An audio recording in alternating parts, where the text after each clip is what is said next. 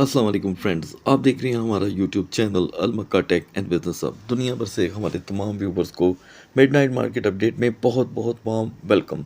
तो दोस्तों, आज था कारोबारी हफ्ते का पहला दिन और इसके अकॉर्डिंग CME गैप ने अपने दोनों सेशंस के अंदर खूब परफॉर्मेंस दी। और ये परफॉर्मेंस, जैसे कि आप जानते हैं कि पिछले 3 दिन के वॉल्यूम कम होने की वजह से ऑलरेडी यहाँ पर क्रैश की जो खिड़की है दोस्तों, वो यहाँ पर नॉक कर रही थी। तो हमने कुछ ऐसा ही देखा। और जो आज की दोस्तों मैंने आपके साथ लोकल सपोर्ट शेयर की थी BTC की, आपने देखा कि वहीं से अभी BTC यहाँ पर एक बाउंस लेकर के आ रहा है। लिहाजा ये थोड़ा सा जल्दी हो जाएगा, इन्हें हम लास्ट में डिस्कस कर लेंगे। अगर दोस्तों हम कैपिटलाइजेशन की तरफ नज़र दोहराएं तो यहाँ पर यूँ समझ लें कि आउटस्टैंडिंग हमने यहाँ पर वॉलेटिलिटी देखी है। टॉप ट्रेंडिंग के अंदर गाइस हमें यहाँ पर सी कैश देखने को मिल रहा है। और कुछ देर पहले मैं एक यहाँ पर दोस्तों आर्टिकल स्टडी कर रहा था और उसे स्टडी करने के बाद पता चला कि बहुत से माहिरीन की राय है कि जो डैश टोकन है वो जी कैश के पैटर्न को फॉलो करेगा। देखें गाइस, मैं आपको एक बात बताता हूँ, वो जो न्यूज़ थी या एक आर्टिकल था वो सिर्फ एक आर्टिकल ही है। ऐसे आर्टिकल्स, ऐसी खबरें हमारी नज़र से दिन भर में 50 बार गुजरती हैं। तो लिहाजा वो दोस्त जो ऐसा समझते हैं कि जी कैश डैश के पैटर्न पे चलेगा, वो ख़ुद इसके ऊपर तजिया करें और अपने जहन को फॉलो करें। अब तीसरी चीज़ है यहाँ पर काइट। गाइस, आज ये टोकन हर बड़ी एक्सचेंज पे लिस्ट हुआ है और आप देख सकते हैं कि लिस्ट होते ही 37% ये यहाँ पर डाउन कर चुका है। इसलिए मैं हमेशा आप व्यूवर्स को इस बात से सख्ती से मना करता हूँ कि न्यू लिस्टिंग से परहेज़ करें। इसके बावजूद I am not your financial adviser, आपका जो दिल करे आप कर सकते हैं, लेकिन ये एक मुंह बोलता सबूत है। और शायद पिछले 2 साल में हज़ारों कॉइन्स ऐसे मार्केट में आए होंगे जिनके आते ही ये सूरत हाल रही, और उनमें चंद एक होंगे जो आते ही मोस्टली बहुत ज़्यादा पम्प कर गए।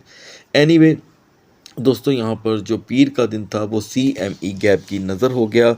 और अब ये बात कहाँ जाके ख़त्म होगी ये हम आगे चल कर के शेयर करते हैं। इससे पहले दोस्तों हम आगे बढ़ें, मैं आपको बताता चलूं कि आज के दिन मार्केट में किसी किस्म की कोई ख़ास खबर देखने को नहीं मिली।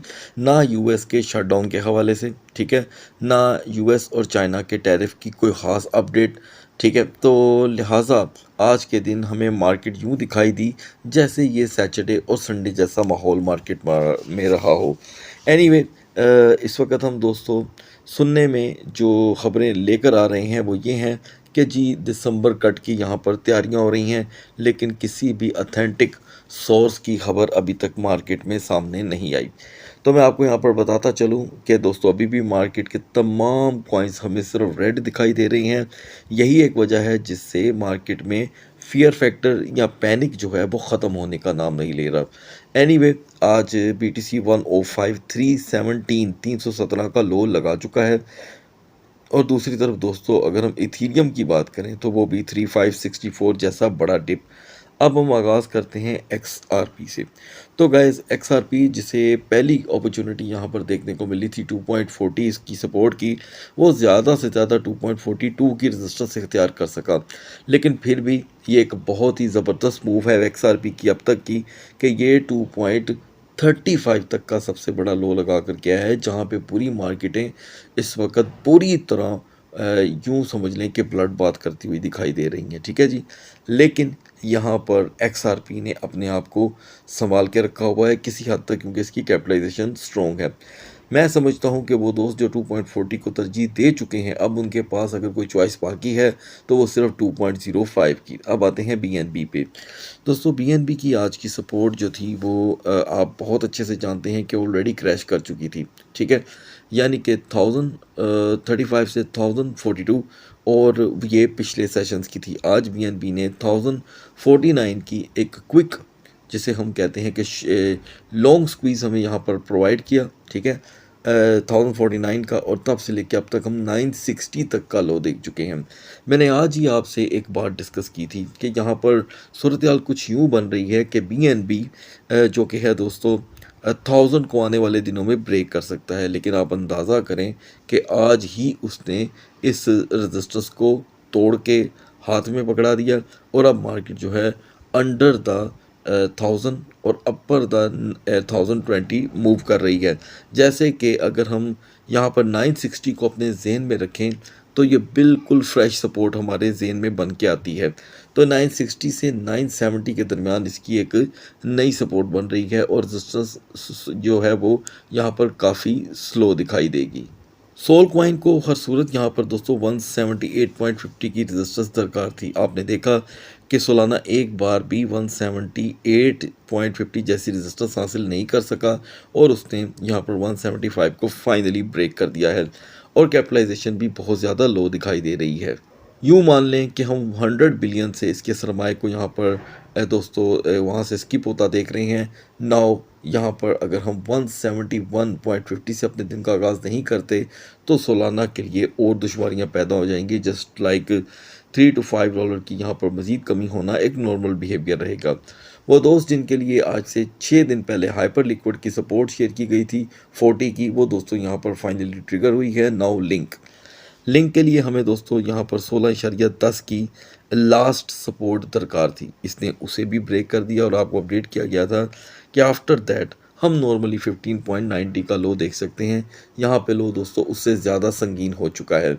अभी के लिए लिंक की जो स्ट्रॉन्ग रेजिस्टेंस है वो 15.75 की है, जो इसे मज़ीद किराए से बचा सकती है। अगर हम उसे नहीं हासिल करते तो यकीनन इसके लिए भी डाउन साइड पर जाने के जो डोर्स हैं वो ओपन ही रहेंगे। नाउ टाओ के लिए दोस्तों आज की जो अहम तरीन जो सब रेजिस्टेंस थी वो थी 472 की। आपको अपडेट किया गया था कि अगर टाओ 472 को यहाँ पर हासिल नहीं करता तो हम 450 की तरफ तेज़ी से बढ़ेंगे। तो गाइस मैं चाहूँगा कि आप इसको ज़रूर चेक करें और रीचेक करें। यहाँ पर टाओ 4445 की सपोर्ट को ऑलरेडी ट्रिगर कर चुका है और एक शॉर्ट स्क्वीज़ 503 का, यानी कि वो चीज़ हो रही है जो आप एक्सपेक्ट नहीं कर सकते थे। टाओ भी यहाँ पर आपको हैवी वोलेटाइल होता हुआ दिखाई दे रहा है, तो लिहाजा हम टाओ को फ़िलहाल इसकी एक्स्ट्रा हैवी वोलेटिलिटी के अकॉर्डिंग यहाँ पर इसकी सपोर्ट जो है वो 460 को ही कंसिडर करेंगे और जब सूरत हाल यूँ हो जाए तो आप इसे फ़िलहाल इग्नोर भी कर सकते हैं। नाउ गाइस यहाँ पे पोल्का डॉट के लिए आज का एक हमें लॉन्ग स्क्वीज देखने को मिला 2.50 का। आफ्टर दैट पोल्का डॉट यहाँ पर मुसलसल अपनी रेजिस्टेंस को बेहतर कर रहा है, जो ब्रेक इवन के तौर पे आपके सामने 2.70 और 2.75 तक देखने को मिल सकती है। नाउ बीजीपी के लिए दोस्तों आज की जो हमें रेजिस्टेंस दरकार थी वो थी 4.40। इसी अपडेट के साथ कि अगर हम 4.40 को हासिल नहीं करते तो हम नॉर्मली 4.20 और 4.25 तक का लो देख सकते हैं। आपने देखा कि इस वक्त बीजीपी पिछले 3 माह की कमज़ोर तरीन सतह पे आया है, जो कि अब तक देखने को नहीं मिला। लिहाजा मॉर्निंग के लिए इसकी सपोर्ट 4 ही रहेगी, ठीक है, ना कि मार्केट में कोई और हादसा हमें देखने को मिले और रेजिस्टेंस मजबूत करने के लिए इसे 4.15 से लेकर 4.20 के दरमियान अपनी रेजिस्टेंस अपनानी होगी। सो गाइस अब बढ़ते हैं बीटीसी और इथेरियम के कैंडल चार्ट की तरफ। गाइस सुबह जब हम बीटीसी को डिस्कस कर रहे थे तो हम ऑलरेडी 107,630 पे थे। आपको अपडेट किया गया था कि ये वो लेवल है जहां पर अंदेशा रहेगा कि बीटीसी अपनी लोकल सपोर्ट की तरफ बढ़ेगा, जस्ट लाइक 105,000। लेकिन ऐसा ही हुआ और बीटीसी ने एक बार भी अपनी रेजिस्टेंस जो है उसको यहाँ पर ओपन नहीं किया। हमने 105,317 का लो देखा, 1,05,317 का, और वहाँ से मार्केट बाउंस लेकर अब यहाँ पे आके खड़ी हुई है। तो एक बात यहाँ पे दोस्तों क्रिस्टल क्लियर हो गई है कि बीटीसी को अब सिर्फ और सिर्फ एक सपोर्ट बचा सकती है और वो है 1,05,000, जो लोकल सपोर्ट कल भी थी और आज भी है। मान लें कि ये सपोर्ट टूट गई तो हमारी तमाम तवज्जो फिर उसके बाद सिर्फ 1 लाख की तरफ जा कर के मरकूज़ हो जाएगी।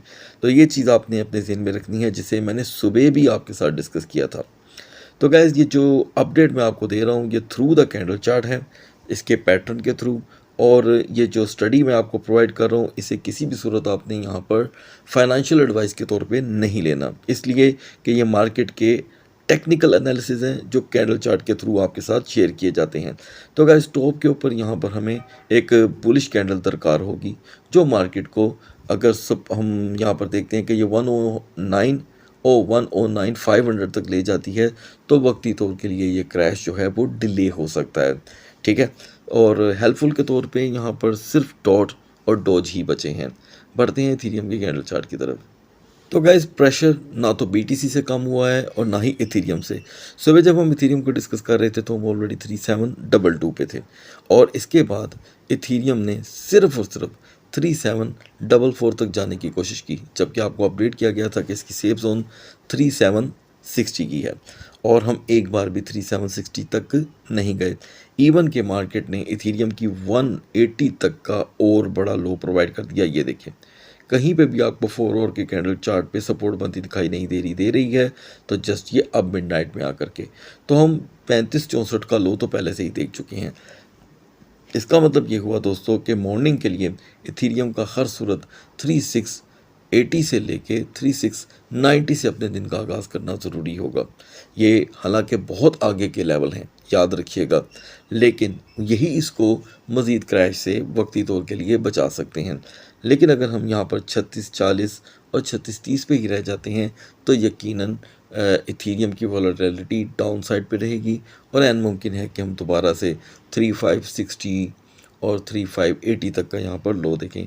हेल्पफुल के तौर पे यहाँ पर जस्ट दोस्तों हमारे लिए HNT चॉइस के तौर पे बचता है और उसके बाद BGP। सो गाइस सुबह तक अल्लाह हाफिज़।